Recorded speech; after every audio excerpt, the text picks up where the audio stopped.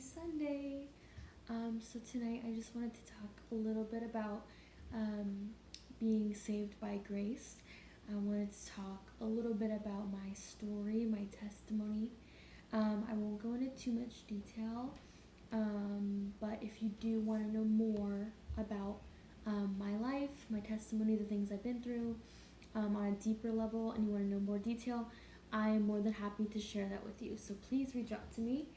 Um, so I want to talk about grace before I go into my story and what I have to share.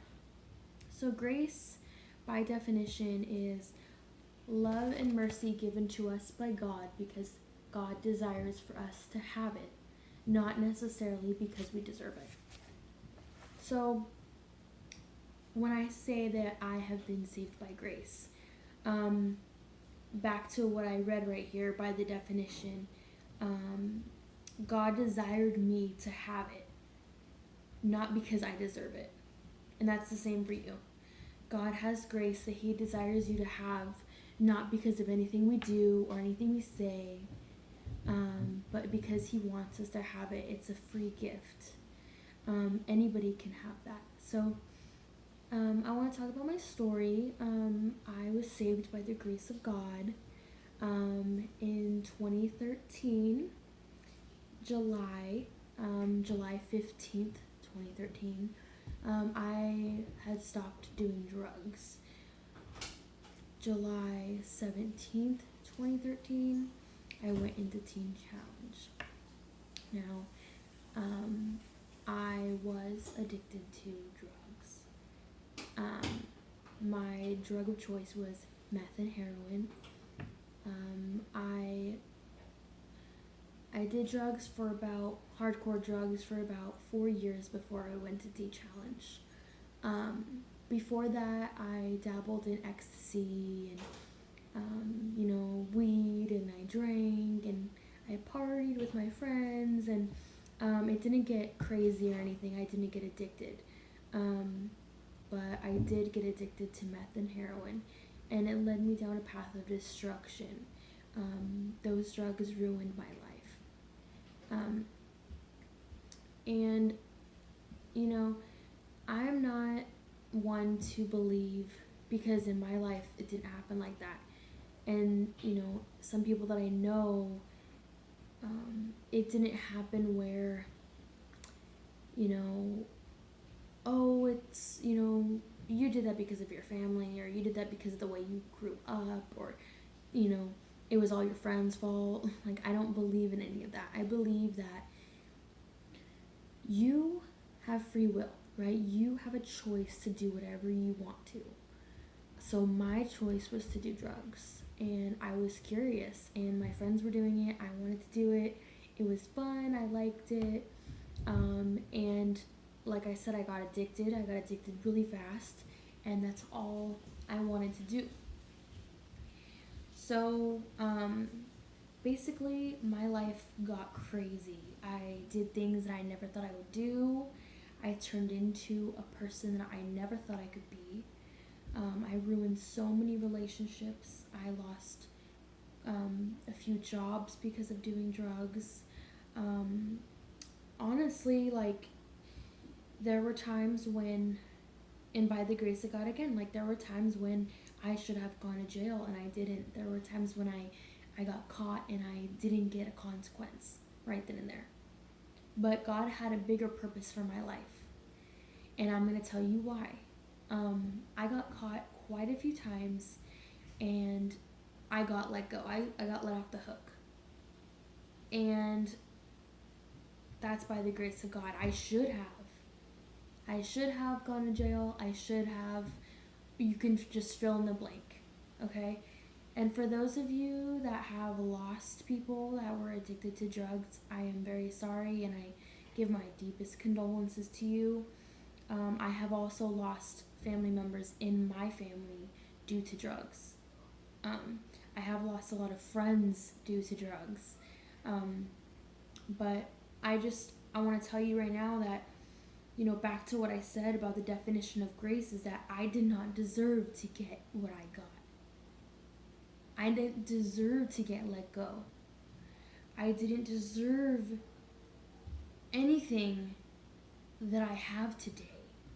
Okay, I don't deserve to be clean and sober. I don't deserve to have a job. I don't deserve to have my own apartment. I don't deserve to have a family, to have this beautiful life that I'm living today, you guys. But by the grace of God, because He desired for us to have it, not because we deserve it, because He wants us to and He loves us, you guys. I have done so many bad things, and I'm not trying to give that glory, and I'm not trying to be prideful when I say that and be in competition with anybody else. But you guys, I don't deserve the things that I have today. Okay? I was a really bad person. I was a different person. I was not myself. I was not who God created me to be, you guys. If you didn't know me when I was in high school, and I wasn't all bad my whole life, but my junior and senior year, up until I went into Teen Challenge, I was a bad person. I was a liar. I was a manipulator. I was a thief. I was just so lost. I was so lost, you guys. And I lost a lot of people. I lost a lot of things in my life. I burned so many bridges. I don't deserve what I have today. But I'm so thankful, and I have such a humble heart. And that's why I love, and I want to spread what I know and the knowledge I know and the wisdom that I know, and I want to share my testimony with those, because I am a testimony of what God can do for anyone. For anyone. And God has grace that He wants to give to you. And so, if you didn't know me, then that's good. But if you didn't know me, then now you do, because you're going to know a lot of my story from now on. I'm not going to share everything, because, this is the internet. So if you want to know me on a deeper level, please reach out to me. I will be more than happy to share my story more into detail. If you have any questions or advice or anything, just please reach out to me. I love sharing my testimony.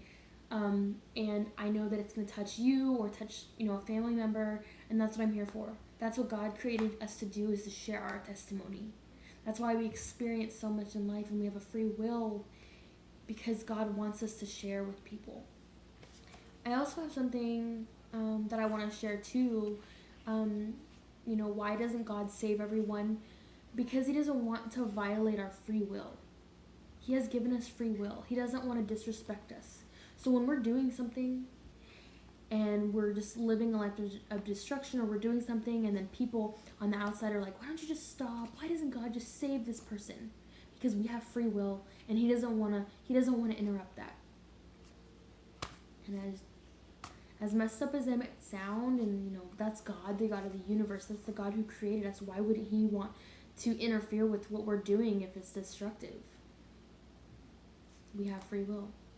And it's really hard to say, because there's things in my life when I think about that, because He doesn't want to violate our free will, it hurts and it's painful to hear, but it's the truth.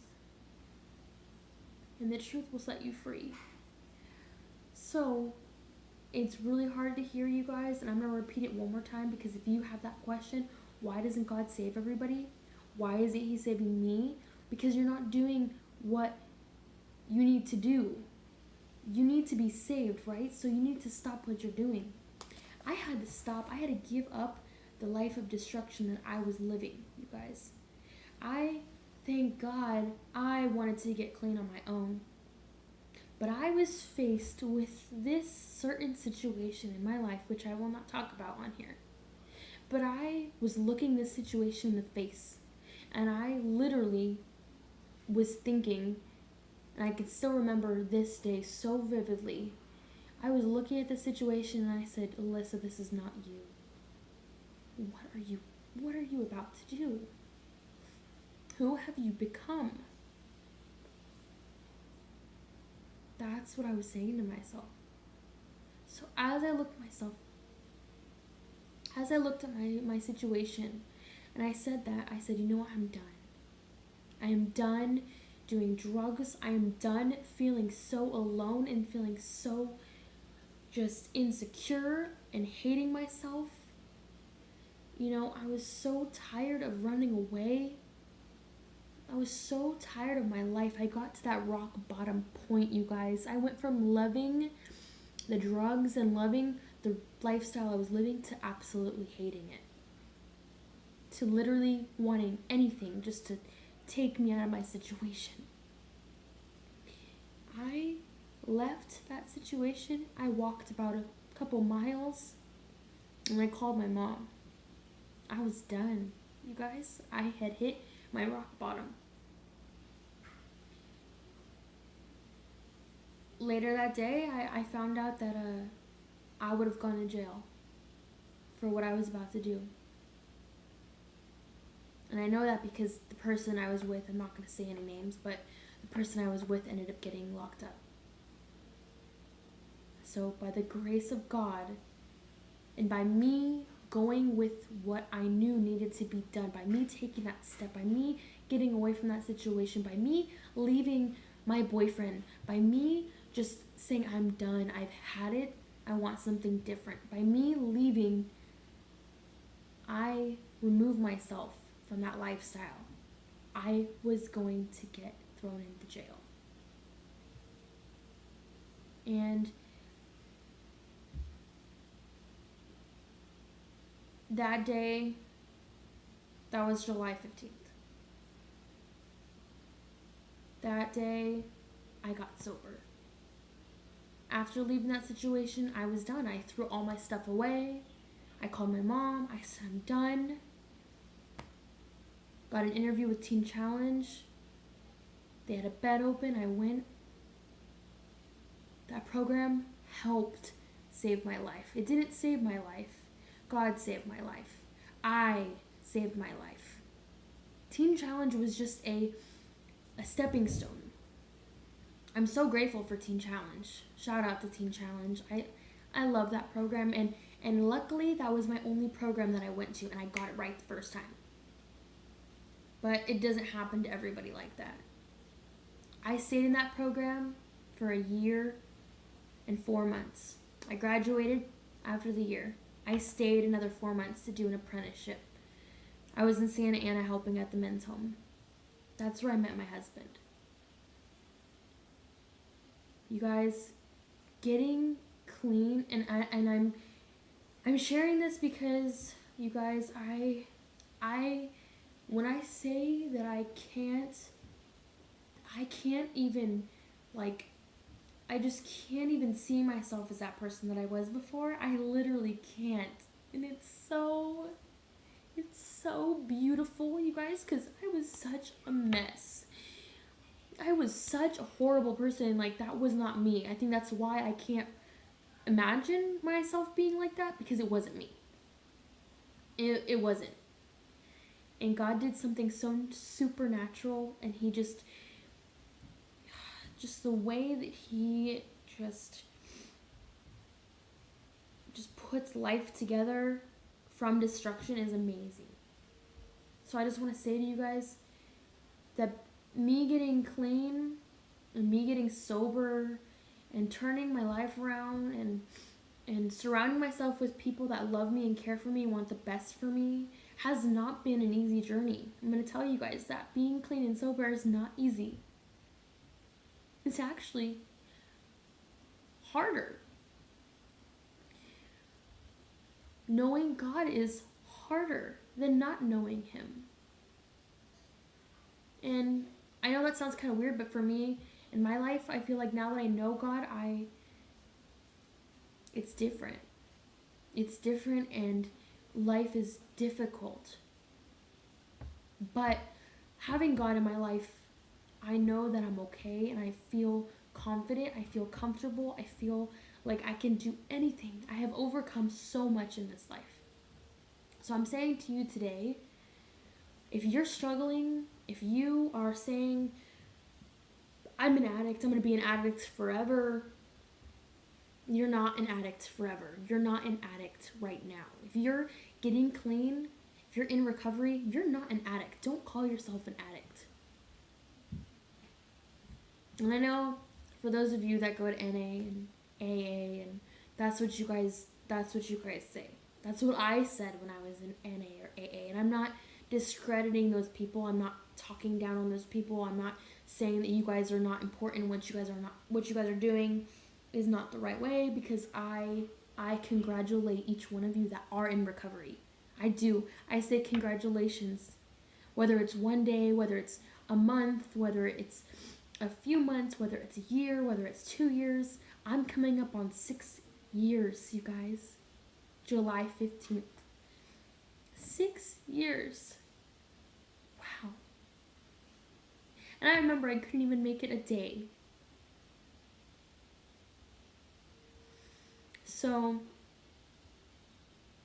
I'm so thankful for my life. I want to tell you guys that you're not too far gone. You haven't done, the most worst thing, and you can't be saved. You can be saved. Anybody can be saved. But you have to hit that rock bottom. I hit a few rock bottoms, but it wasn't until my last one that I just had enough. And you can't make someone get clean. They have to want to get clean themselves. They can't do it for anybody else. You can't get clean for your family. You can't get clean for your wife or your husband or your girlfriend or your boyfriend or your kids. You gotta get clean for yourself because you want it. So I say to you, God desires for us to have grace. Not because we deserve it, but because He wants us to have it. And He loves us. So I hope that helped you guys.